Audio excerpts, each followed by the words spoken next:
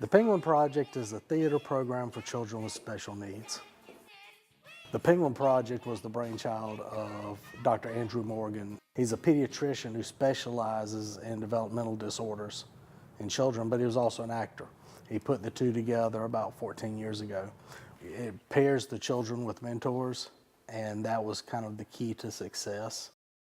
Our Annie was losing her sight, and our mentor for her was oftentimes her eyes on the stage, or when the lights would go out especially. It was, she actually physically needed someone to have an arm so that she was not going to run into any furniture. She was going to be able to make it off the stage. But as far as the acting part or remembering her lines, she was pretty on point with that. So it's just, it's different with every need. And the mentor and the artist creating a relationship and a friendship allows them to be able to see kind of how they are able to work together and how that mentor can guide the artist. The arts are in essence therapy for children with special needs. And everybody has a job and everybody has a goal, and the mentors that are assisting the artists are there just to provide support. So it is all about the kids. Now, we, South Carolina, Greenwood, South Carolina, we're the first replication site in the Southeast to try to tackle this huge project. One of the best pieces of advice I got from him was do not underestimate what the children can do.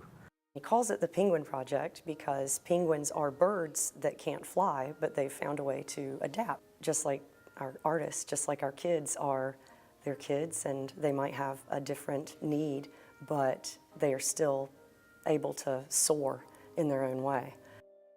Often somebody with a disability, the first thought is, well, there's not very little things they can do.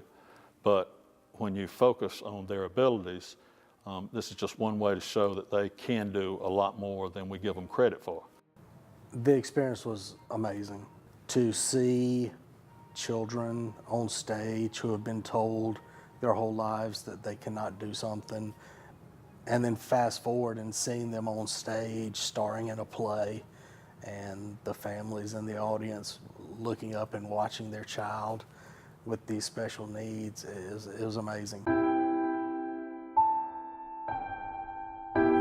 Well, I mean it because I love to sing and dancing, and to express myself with talented kids, and I get up there and to show myself, and I know I be with them, be a friend of them. Tim always just really wants to please, and he wants to try and do his best and work hard at things, and some of the words were very difficult for him to say. Good afternoon, Miss Fryo. Good afternoon, Jake, everyone.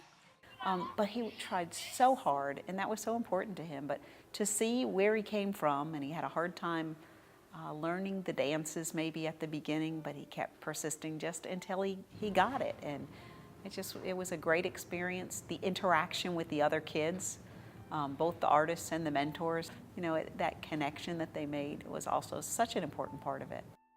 Several of the people that were involved we would have never thought they would get in front of a crowd and do this. When they were challenged with this project, they seemed to grow, they seemed to blossom, and their communications grew. It just helped them grow as a person. It's not about doing a show or making money or putting a production together. It's about normalizing something. We've still got so far to go with the classrooms aren't inclusive across so many districts because we keep labeling kids as different and then we keep pushing them aside, and everybody's different. This is just, some of us wear it all over our faces and some of us don't. For a kid with Down syndrome or autism, unfortunately, it's something that's not as easily hidden. For me, the big thing is for the community to see our children, our young adults, as capable, as members of the community, that not only can you help them, but they give back too. So, you know, they can do so much more than I think sometimes the expectations are there for, and that's what we hope the community, or that's what I hope that the community got out of it. By having this program, we are a leader in the community, we are a leader in the state, and I want the people in the community to take away that the children that were on stage are just like any other child. They have differences and challenges, but that doesn't make them any less of a child than the mentors. I really hope for inclusiveness. We're more alike in a lot of ways than people want to label others. And instead of looking at how we're different or how this person has this need or how this person is this skin color or this religion or whatever, that we're all people. We all have hearts and we can all love.